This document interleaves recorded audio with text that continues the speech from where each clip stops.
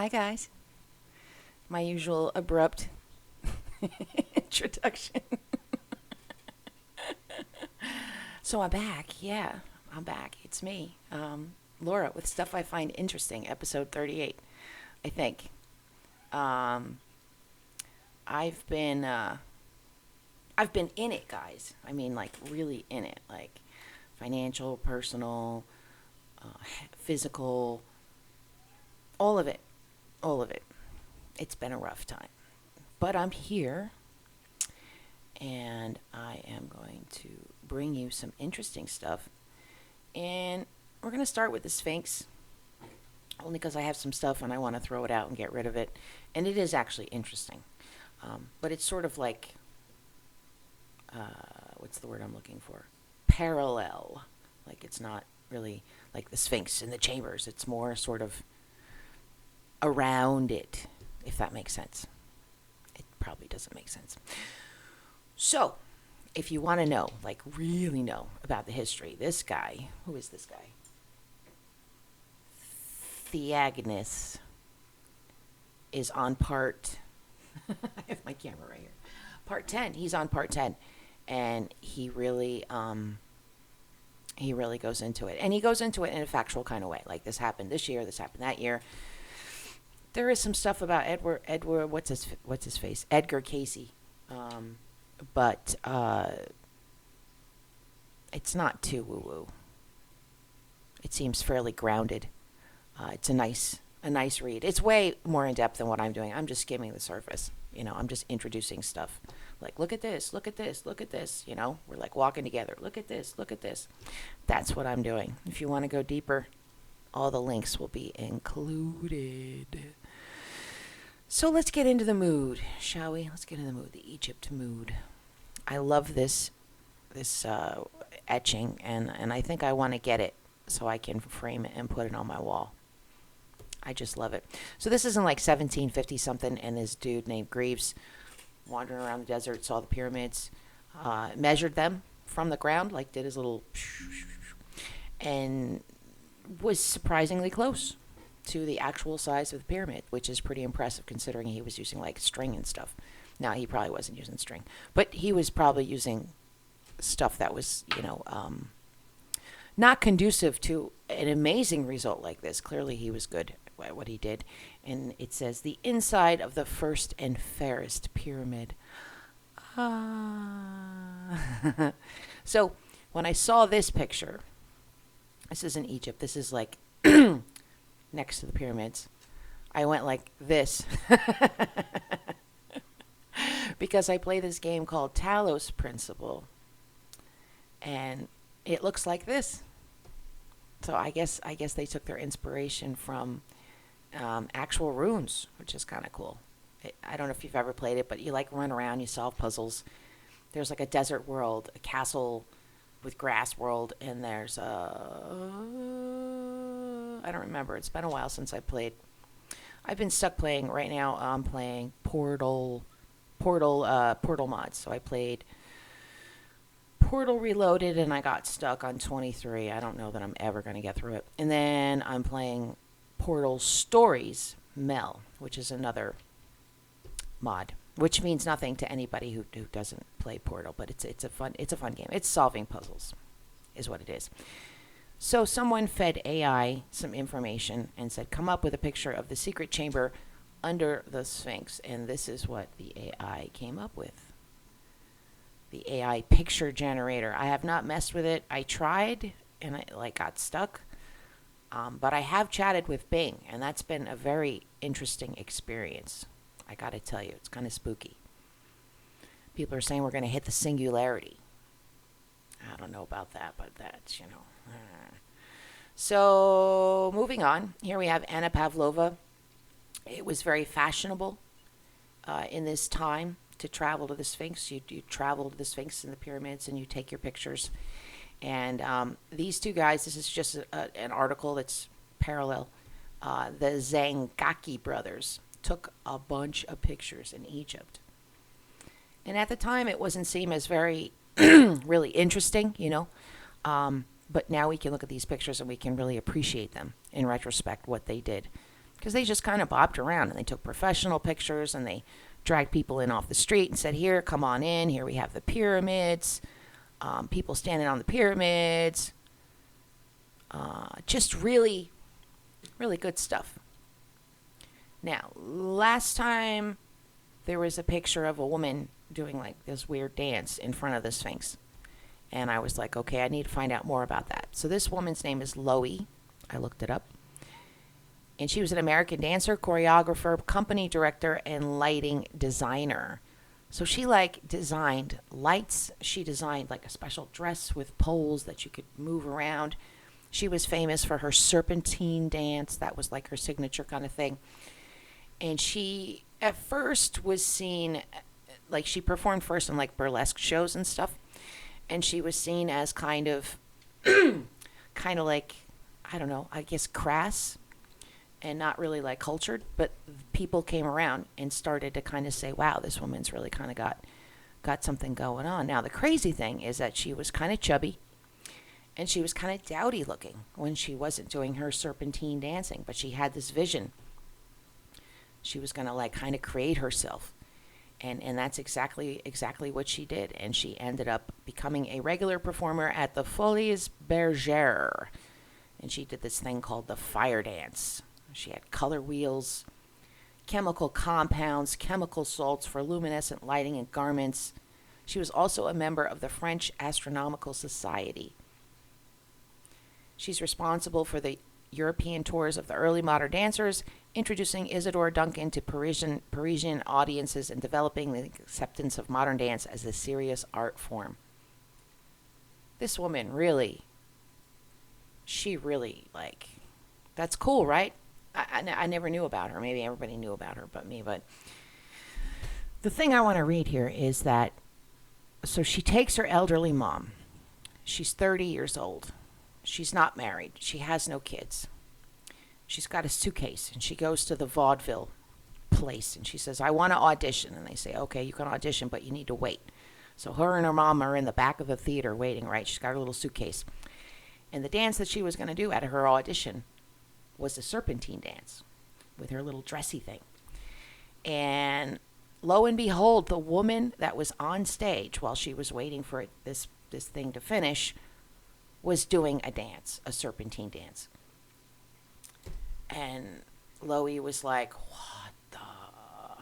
But then, although initially trembling and covered with cold perspiration, she soon overcame her anxiety, determining that Stewart was no match for her.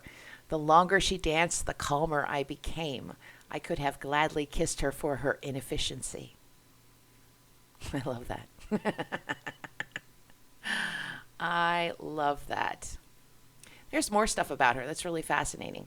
It's a good read. Here she is doing her serpentine thing. So it's a good read.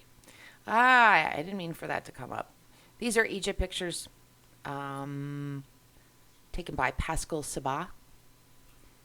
And they are quite extraordinary, and you can zoomify. Look at the detail on this thing. He's taking a little nap. I could go for a nap right now. So that'll be in the links. You can poke through these pictures. Lots of interesting little details. People standing on stuff. Here's a great picture of the Sphinx. Now, there is a chamber. There is a chamber in there, like where that there's like a door there, you see, kind of in between the paws. Supposedly there's a chamber in there that goes down into, I guess, the Hall of Records. But when they did seismology stuff, they did find that there was actually a hole there, and that there was also some sort of hole under the right paw, but not necessarily a chamber. Now, under the Sphinx is karst. Karst is a limestone. It's very soft, and it erodes very, very easily and quickly. So there's a lot of little cavities under the Sphinx. So I think at this point, maybe it's hard to tell, you know, if they're man-made or if they're natural. a natural extension, and maybe that's why they built that there. I don't know. This is what it was supposed to look like, the Sphinx. Here we have a guy. But I think that the Sphinx looked like this. That's my vote. That's what the Sphinx looked like. Because some people think it looked like that. And that it was actually a lion head that was cut down. And then some people think it's I think it's a dog, Osiris or something. Do you know what I'm talking about? Or the jackal. It's got like the pointy face. Either way, there are many people who believe that the Sphinx existed and then was altered to suit the common political narrative of the day, whatever was going on. So that's my hot take. We are almost done with the Sphinx, I swear. We're going to wrap it up. So this is some academic stuff about the Sphinx being older than people say it is. So you can read that if you want. This is a PDF which I will not include in the links. But if you want it, you can email me and I will send it to you. And the reason why I'm not including it in the links is because you don't know me. I just don't want to throw a random PDF in there, right? So you can reach out to me and determine that I'm not a freaking weirdo, and I'll send it to you. It's like 200 pages. It really goes into a lot of stuff. Like if I type in the word chamber, go Poughkeepsie, yay. You guys hear that? That doesn't sound good. If you type in chamber, you get 328 results, starting with the secret chamber beneath the Sphinx. So the first person to describe the shaft and burial chamber was the German traveler Johann Wanselben, often called Father Vansleb by the French and the English because the letter W in German is pronounced like a V. Sometimes his name has been misprinted as Vosleb. A partial English translation of his account was published in London in 1678 with the title The Present State of Egypt. I have translated Volspen's original account from German. As we shall see, the shaft and the chamber were next visited by an Englishman from Devonshire named Ellis Verriard in 1678, presumably stimulated by Vosleben's book, and Verriard then published his own account 23 years later, in 1701. In 1715, the anonymous translator of Penterola mentioned the subject in the book that was described in Chapter 1. His description was lifted directly from Vonselben's book, as many as may be seen as by comparison of the wording. It goes on. I'm making a mess of it. But it talks about the chamber. So there's a lot there. This is Graham Hancock's site. I bring this up just because he's hot right now. Like Graham Hancock's the hot thing. So this is his site, and this is his take on the Sphinx and what he thinks about the Sphinx. But it also, in a really cool way, has all of the art associated with the area, right? Here we have the pyramid, and that's in a mosaic in the church. We have hammered copper, perhaps. We have some really old etchings. So it's quite extensive, and there's a lot to look at, and it's fun to poke through. And the conclusion that he comes to, let's go down and see what conclusion he comes to. Maybe it's not him that writes this, maybe it's somebody else, but the conclusion is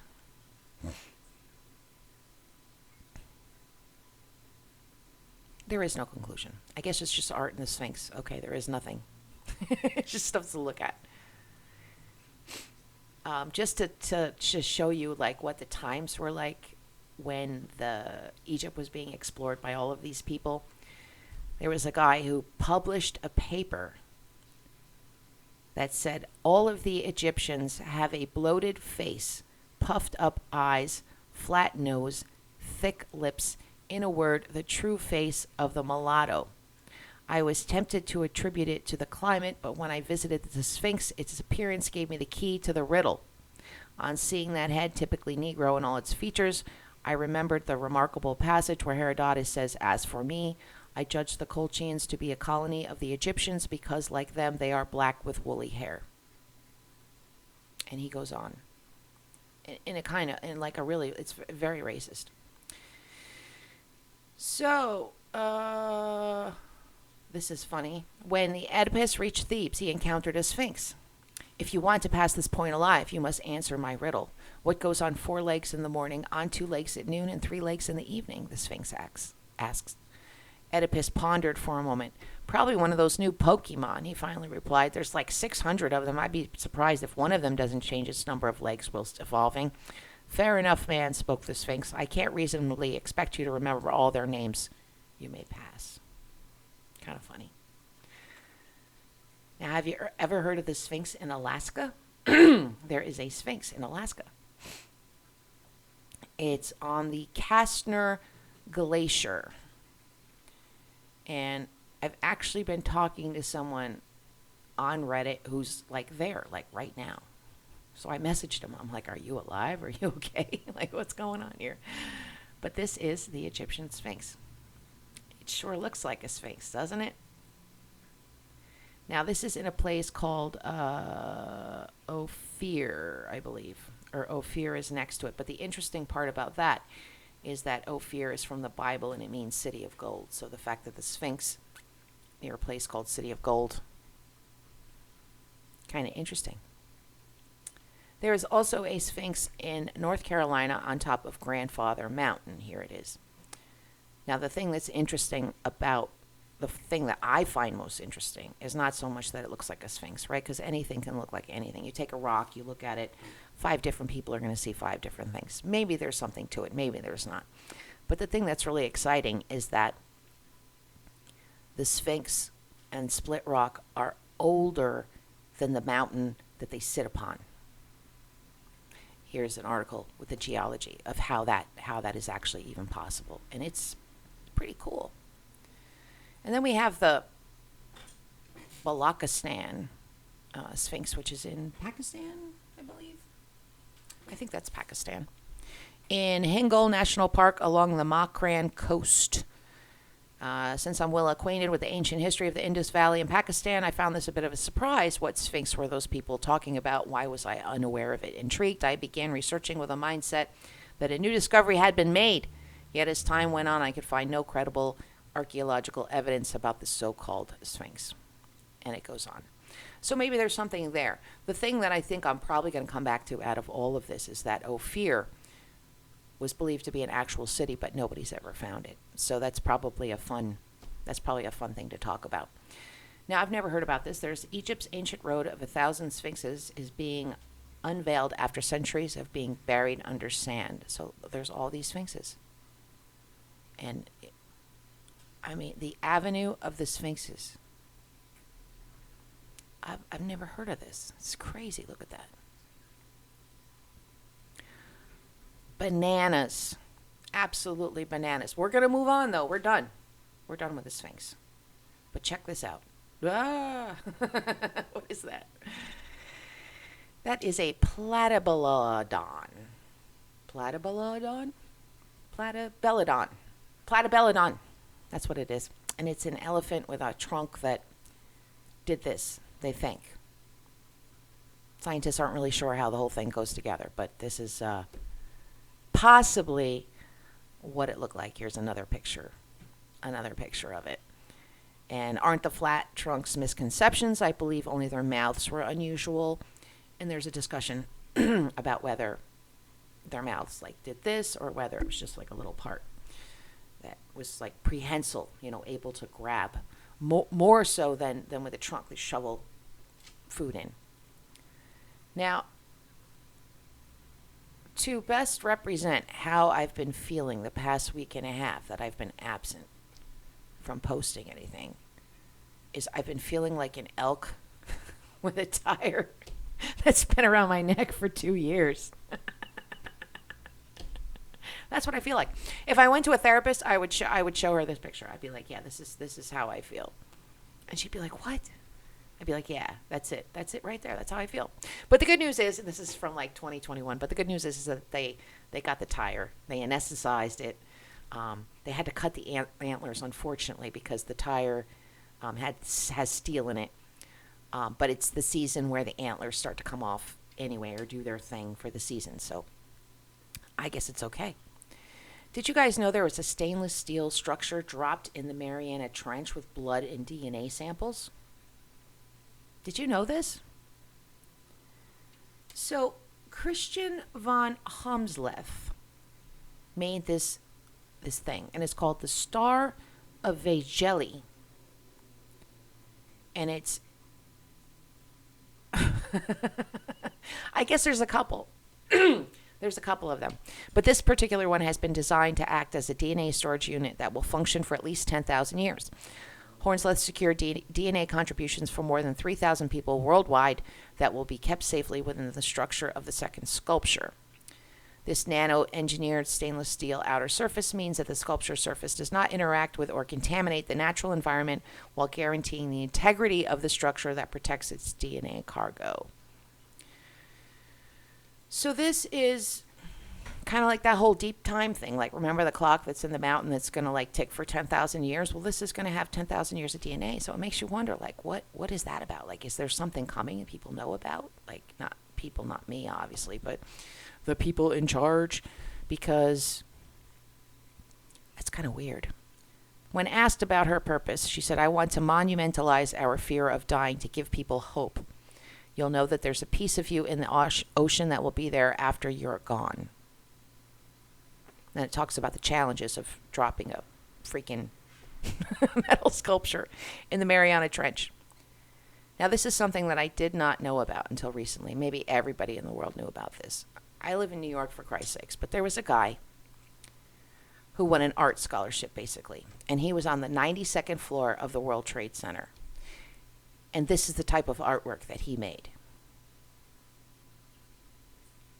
He was on the 92nd floor when the plane hit, and the plane hit at the 93rd floor. So this sculpture is actually supposed to represent the Tuskegee Airmen and their betrayal by the government, I think. But how prescient, right? How prescient. Now, here's an interesting family. Here's a family that ran around the world taking pictures of shipwrecks. So Papa John Gibson took a photograph of a shipwreck in 1869, and he was hooked. He was hooked, and I guess the whole family got into it. The whole family was all about photographing shipwrecks. I guess if you wanted a shipwreck photographed, this is who you went to. Look at that. It's crazy, right? So something fun for you to look at. Now, there is a new museum being built for the stolen goddess Cybele in western Turkey. Cybele is a goddess that I believe goes way back, way further back than is being credited. I think that there was a universal goddess that all of the other goddesses came from. And I think I kind of sort of have proof of it. It's going to be a whole episode, but at the end here I have some really great pictures that I can show you of where my thinking is. And as you look at the pictures, you'll be like, okay, yeah, I see what she means. I see what she means.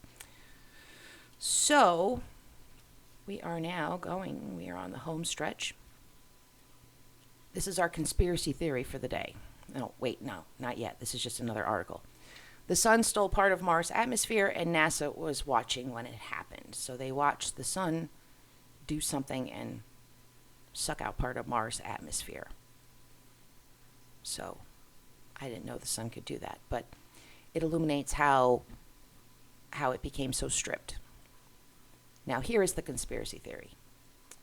That the Earth stole the water from Mars. That Mars had a bunch of water, and the Earth stole it, and it caused a great flood. And according to a gentleman named... where the frick is his name?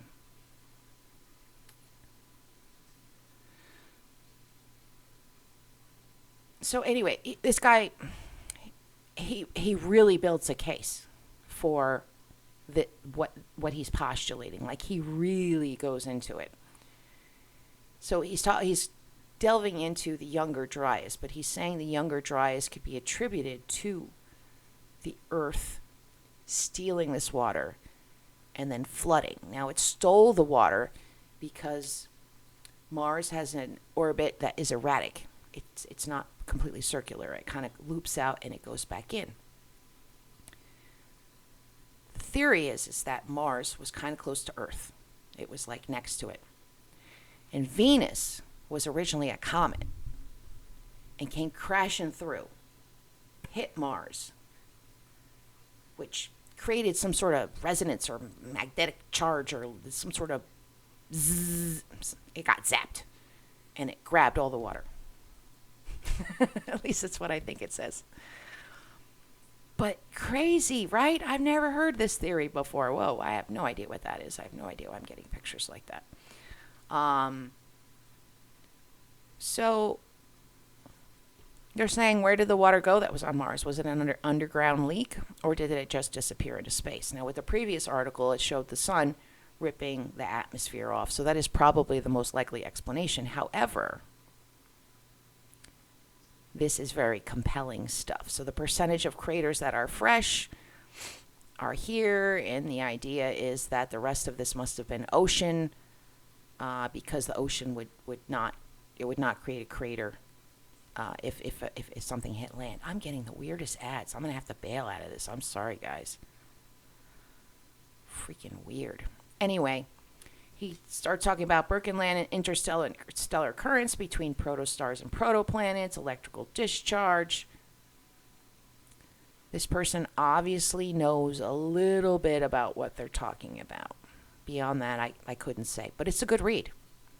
It's a good read. Venus was a comet. Hit the Earth. We stole Earth's water. Venus ended up in orbit. Mars went back to its usual orbit. And the Earth got all the water. There you go. Okay, so now we're going to talk about the goddess.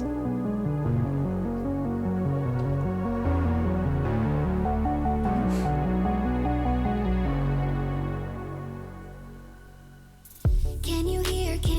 Two lines. Hear my voice? Coming through the noise.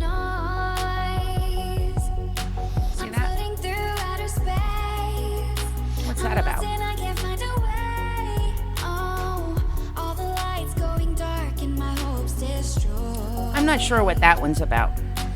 Help me. I don't know what that's about Is either. anybody there? Apparently I went off topic. Okay, we're back.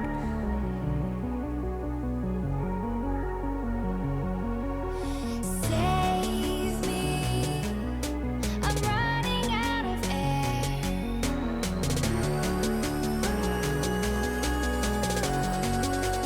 Calling out Mayday.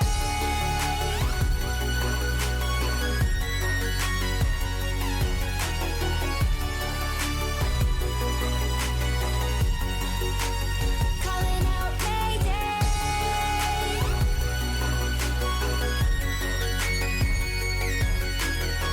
This is all Cybele. It's so dark out here in space. And it's been so long since I've seen a face. My eyes are shut, but I can see the void between you and me. And I feel like I'm It's the going cat. insane. The Phrygian cat. Help me. Is anybody there?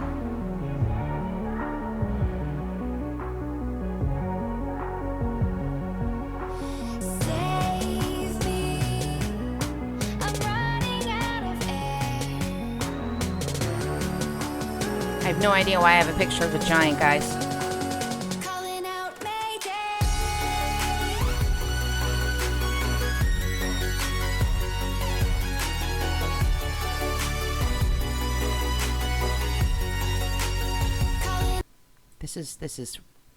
This Egyptian profile was found in Utah during an excavation of a foundation 6 feet down. What the frick is this doing in Utah? Tell me that's not weird.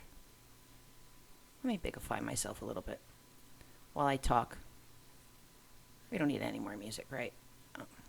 So, it really seems as though there's something to this stuff being way more connected. I mean, obviously religions are connected, right? And history's connected, but everything is way more connected than we talk about or give credit for. We always want to think that we're the most unique, our culture's the best, and it's not. We're kind of like all one big family, right?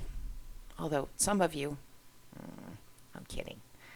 So it goes on and on and on, and this is the Lady of Elche.